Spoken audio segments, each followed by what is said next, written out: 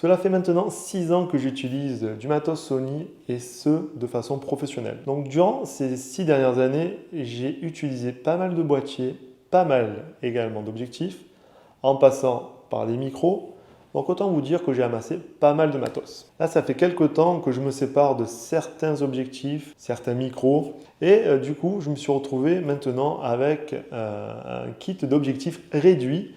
D'où cette vidéo aujourd'hui. Ça m'a donné l'idée de vous parler tout simplement de mes 4 objectifs préférés. Salut, je m'appelle Jean-Marc, je suis photographe et vidéaste. Si tu tombes par hasard sur cette chaîne, sache qu'on parle photo, vidéo. On teste du matos photo-vidéo, mais on teste également des objets tech. Je t'invite à t'abonner, à me lâcher un petit pouce bleu, un petit commentaire. Ça aide beaucoup la chaîne. Et puis nous, on attaque la vidéo maintenant. Parlons maintenant de mon premier objectif, celui qui est en train de me filmer actuellement. C'est un objectif que j'adore, qui est vraiment top. On va parler tout simplement du Sony 1635 f4 Power Zoom. Alors pour moi, c'est un objectif de très bonne qualité, il est très léger, il est surtout motorisé pour les vidéastes, ça c'est top. Deuxième avantage d'avoir un zoom comme celui-ci, c'est que tout se fait en interne, il n'y a rien qui sort, ça c'est top parce que c'est le combo parfait pour moi actuellement. Il fait de l'IMO un peu plus que du mariage. Pour mon boîtier, donc le Sony A7 IV, mon objectif 1635 et mon stabilisateur. Mais bon, il ne se cantonne pas qu'à ça. Pour la photo, il est vraiment parfait, le rendu est magnifique. C'est un grand angle qui est ultra polyvalent, c'est ce que j'apprécie car je suis tout le temps en mouvement. L'autofocus, quant à lui, il est ultra rapide et précis, comme un petit peu sur la gamme des G Master qui sont beaucoup plus chers. Côté ouverture, certes, on n'a pas une ouverture à 2.8, on a une ouverture à f4, mais ce qui est suffisant pour moi. Il se débrouille également bien en basse luminosité. Certes, si j'avais une ouverture en 2.8, j'aurais plus de compression et plus de bokeh. Mais bon, on ne peut pas tout avoir. Et si j'avais voulu un 2.8, il aurait fallu que je tape dans du 2005 ou 2800 €. Alors que alors que cet objectif, lui, coûte 1400 €. C'est un objectif que j'emporte tout le temps avec moi. Il me sert vraiment pour tout. La photo, la vidéo, pour vlogger quand je suis en déplacement. Il est vraiment parfait. Je peux que vous le conseiller. Maintenant, parlons de mon deuxième objectif. Celui-ci, c'est mon chouchou. Je l'adore. Il est tout le temps dans mon sac. Personnellement, si je devais choisir qu'un seul objectif à emporter avec moi, ça serait celui-ci, que ce soit pour faire des films, des photos, tellement il est incroyablement polyvalent. Je veux bien sûr parler de mon Tamron 28-75 qui lui ouvre à 2.8. C'est un tueur. C'est tout simplement pour moi le combo parfait boîtier avec objectif. J'utilise cet objectif à 60-75% du temps, tellement il est polyvalent. On a pas mal de longueur focale, ça va du 28 au 75, donc vous avez au 28 un petit grand angle et vous avez un petit zoom à 75 mm. Donc autant vous dire que vous partez en journée avec un boîtier et ce genre d'objectif, vous êtes tranquille. Pour moi, cet objectif a un gros inconvénient, c'est que le zoom ne se fait pas en interne mais en externe. Ça fait que quand on va venir zoomer, ça va rallonger l'objectif. Et ça, c'est un gros inconvénient si vous êtes vidéaste et que vous utilisez souvent un stabilisateur. Donc ça va venir changer la taille de l'objectif et du coup, il va falloir venir régler à chaque fois le stabilisateur. Donc c'est vraiment un gros point négatif pour les vidéastes. Mais bon, à côté de ça, moi, ce que j'aime dans cet objectif, c'est qu'on a plusieurs distances focales. Comme je vous ai dit, on passe du 28 au 75, donc on a un grand choix. On peut faire pas mal de choses avec. Il est très polyvalent. J'aime la bague de zoom qui est lisse. La bague de mise au point également est super lisse, donc c'est assez top. Il n'y a pas d'accro, c'est génial. On a une très bonne qualité de fabrication. J'aime tout simplement cet objectif. Comme troisième objectif, on va parler tout simplement du Sony 50 mm qui ouvre à f1.8. Donc c'est un super objectif ultra lumineux que j'utilise principalement en photo mais qui m'arrive également d'utiliser en vidéo quand je dois filmer des scènes où la lumière est super basse, quand je suis dans des maisons, des chambres mal éclairées ou encore quand vous êtes en mariage dans une salle où l'éclairage laisse à désirer. C'est ce style d'objectif qu'il vous faut avec une grande ouverture qui sont ultra lumineux. Ça évite tout simplement de venir taper dans les ISO et d'avoir du bruit à l'image. Cet objectif en photo est super bien.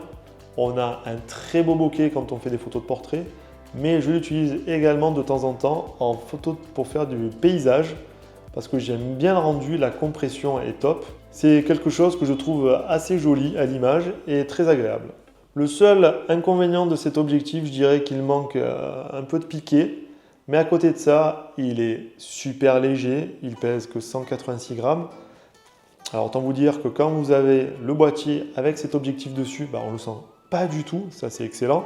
Si vous devez partir toute une journée en balade et que vous voulez faire des petites photos, sans vous prendre la tête, moi je vous conseille ce combo boîtier-objectif. C'est top, c'est léger, c'est très agréable à utiliser et vous avez quand même un super rendu, la qualité est au rendez-vous.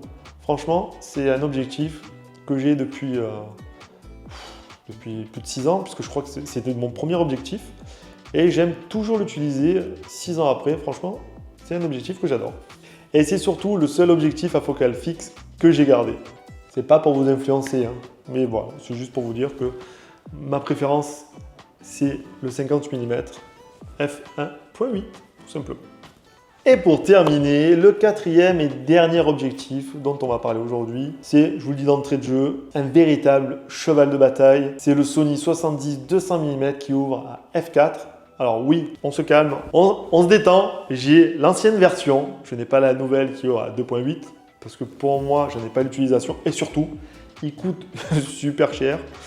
Il coûte un rein, donc voilà. Pour le peu que je l'utilise, j'en ai pas vu l'utilité de franchir le pas, de vendre mon F4 pour acheter un 2.8. Certes, il est plus compact, il est plus léger, mais bon, voilà. Pour mon utilisation, franchement, j'en voyais pas l'utilité.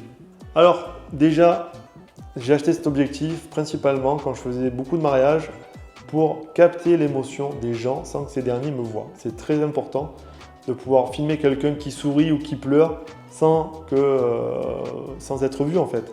Parce que s'il commence à sourire et voir qu'on est en train de filmer ou de prendre en photo, il va essayer d'être moins naturel, donc ça c'est pas top. Donc moi c'est principalement pour ça que je l'ai acheté. Mais pas que. En photo, il me sert également à faire des photos de paysage parce que j'aime bien le rendu. Et puis je m'amuse également de temps en temps à prendre des photos de la lune. C'est quand même assez stylé. Et puis, gros avantage quand on a ce genre d'objectif monté sur son boîtier, c'est que les gens nous prennent de suite au sérieux. On arrive avec ça, déjà les gens nous disent « Ah, bonjour monsieur le photographe, dites-moi ce que je dois faire, où est-ce que je dois me positionner, je vous écoute, je suis à vos ordres. » Voilà, ça c'est rigolo, ça me fait toujours rire.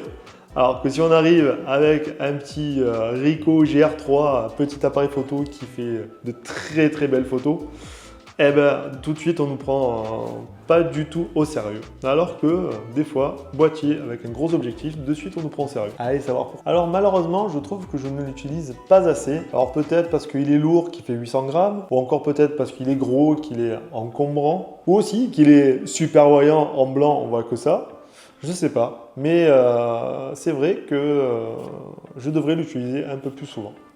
Parce que c'est quand même un excellent objectif, très bien, d'une qualité irréprochable, il est super costaud, c'est quelque chose que j'aime bien. Bon, moi, honnêtement, c'est un objectif qu'il faut limite avoir avec soi de temps en temps dans son sac, pas tout le temps, mais enfin, pas tout le temps. Moi, je dis ça, mais voilà, les objectifs que je vous présente aujourd'hui, les 4, sont tout le temps dans mon sac.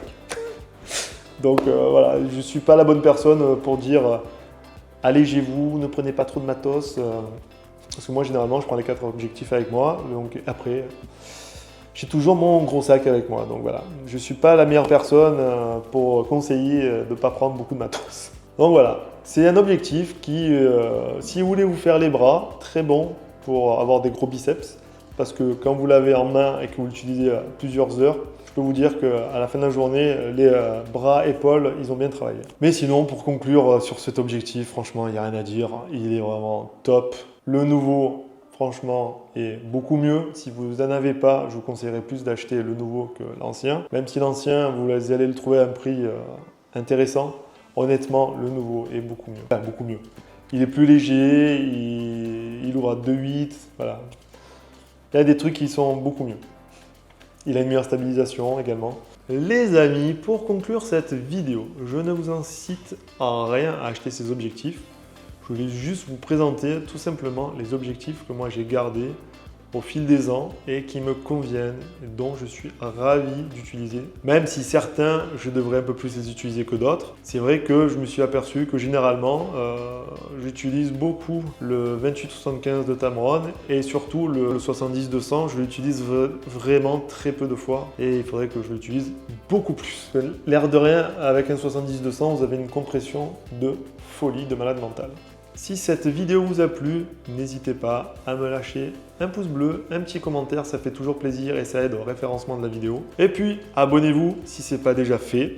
On est de plus en plus nombreux sur ma chaîne et ça, je vous en remercie. Là, maintenant, j'ai les marques qui commencent à s'intéresser à moi, à me proposer des tests. Donc, j'en ai déjà fait 2. J'espère que ça ne va pas s'arrêter là parce que franchement, c'est cool de pouvoir tester du matos pour moi comme pour vous. Nous, on se donne rendez-vous la semaine prochaine pour une nouvelle vidéo et d'ici là, allez, sortez, amusez-vous, faites des photos, des vidéos, mais surtout faites attention à vous. Allez, la bise, bye bye!